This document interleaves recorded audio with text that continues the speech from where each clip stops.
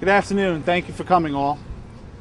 I'm standing here today holding this press conference because Mayor Foster and her rubber-stamped City Council have gone too far. They've gone too far with putting taxpayers of Peekskill at unnecessary risk, and they have gone too far in making decisions without providing the citizens an honest, open look at the facts before acting. I'm also standing here today because of Mayor Foster's press conference last Friday announcing the hiring of a new city manager when the complete contract terms and conditions of her hand-picked selection were not made available to the public and were not even disclosed to all duly elected members of the Common Council until this morning's meeting. I strongly believe that the Peekskill taxpayer needs to know and has a right to know how they are being abused and exposed with this hiring. At issue here is not necessarily about who is being chosen. The first problem with this hiring is the illogical and nonsensical judgment used in formulating the terms and conditions of the new city manager's contract. The second problem is the subversive process of how the new city manager was chosen. It is in these ways that the mayor and a rubber stamp council have performed a tremendous disservice to the citizens of Peekskill. First, let's talk about some of the key items in the terms and conditions of the contract that was just approved. The new city manager, who has not worked for 4 years and by a number of press accounts where he was previously worked had a checkered background, is being given a starting base salary of $161,000. This is $23,000, 17% more than the salary of the last permanent city manager, who left 14 months ago after working 3 years with the city and receiving a series of performance increases. From his very first day on the job, the new city manager, again, someone who has not worked for 4 years, someone who has a checkered background, and someone who has no experience whatsoever working in the New York metropolitan area, will be treated as if he were a 25-year employee with the city for the purposes of earning and accruing vacation, sick leave, and personal time. From his very first day on the job, the new city manager will be immediately credited 25 vacation days, 24 sick days, and 3 personal days. This means within the first year of employment, our new city manager will be taking off 52 days with pay, which equates to 1 out of every 5 working days. Plus, as a bonus, instead of being on call 24 hours a day, 7 days a week, as all city managers typically are, our new city manager will be allowed to work his own schedule and receive comp time if his work extends past normal office hours. In each case, these terms and conditions defy logic. Second, let's talk about the steps taken and how the city manager was chosen. The previous city manager, who did an excellent job serving the city, by most accounts including my own, left 14 months ago in April of 2008. He had given notice to the mayor and her rubber stamp council prior to that time. Our highly regarded controller, who was appointed acting city manager for the second time and had expressed solid interest in wanting to be retained permanently, was essentially rebuffed by the mayor.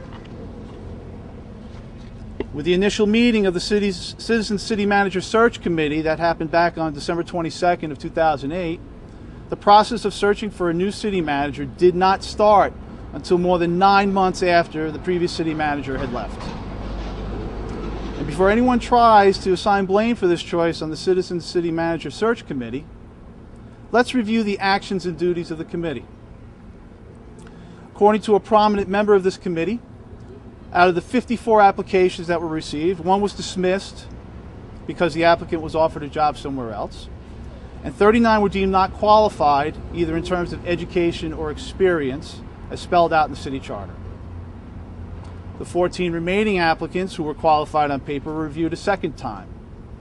7 of those 14, including the new city manager, were forwarded to the city council as potential candidates for background checks and interviews. It was not the role of the committee to perform candidate background checks or interviews, and they did not. During the interviewing of the 7 candidates, 3 of the committee members were allowed to sit in, but not allowed to ask questions. In the end, the committee was not given the ability to make recommendations on any of the 7 candidates. The bottom line here is that the mayor and her rubber stamp council alone chose this one city manager, and with that choice and with the employment contract they have agreed to, will expose the taxpayers of Peekskill to almost $250,000 per year. $1.2 million over the life of the contract in total guaranteed compensation, which is unprecedented and unconscionable given the current state of the economy and the candidate's questionable history of past work experience and performance. And to add insult to injury, the mayor and her rubber stamp council approved a primo contract to a candidate that was not the first choice. This choice is a culmination of a series of misjudgments made with dire financial consequences because this mayor and her rubber stamp council chose to wait 14 months to fill the most critical management position in Peekskill as mandated by the city charter. The city of Peekskill has had city manager form of government since 1967. By my count, during that time, the city has employed 10 different city managers, all with varying levels of success. For different reasons, some stayed employed by the city for many years, and others for relatively short periods of time. City charter expressly states that a city manager shall serve, quote, at the pleasure of the city council, end quote. As such, for the past 42 years, not one prior city manager has worked in Peekskill with an employment contract in his back pocket dictating any specific term of employment.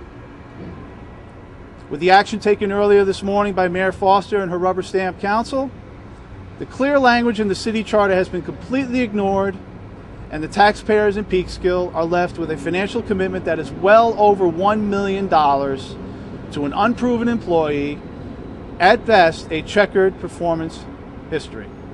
Irresponsible? Yes. Illogical? Yes. Illegal? Yes. As I said at the beginning of my statement, Mayor Foster and the Rubber Stamp Council have gone too far. With that, I thank you once again for coming, and I will entertain questions. It says here, under Section 1 term, and I quote, the employee commits, subject to the right to earlier resignation pursuant to Section 10 of this agreement, and the city accepts such commitment, subject to the right of removal pursuant to Peekskill City Charter, Section C10A, to remain the employee of the employer for the intended minimum period of 5 years. Minimum period. Then, as an afterthought, notwithstanding the foregoing expression of intent, the parties understand and agree the employee shall serve at the pleasure of the Common Council. According to what was said in the Common Council meeting today, apparently the notwithstanding part was added because the mayor and the new city manager were concerned about, all of a sudden were concerned about the legality of the contract.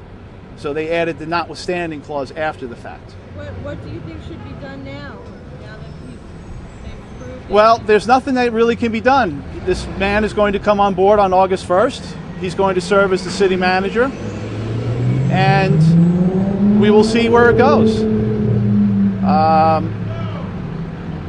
There's not much more we can really do. It's been adopted. It's going to be in effect. Yep. Thank you.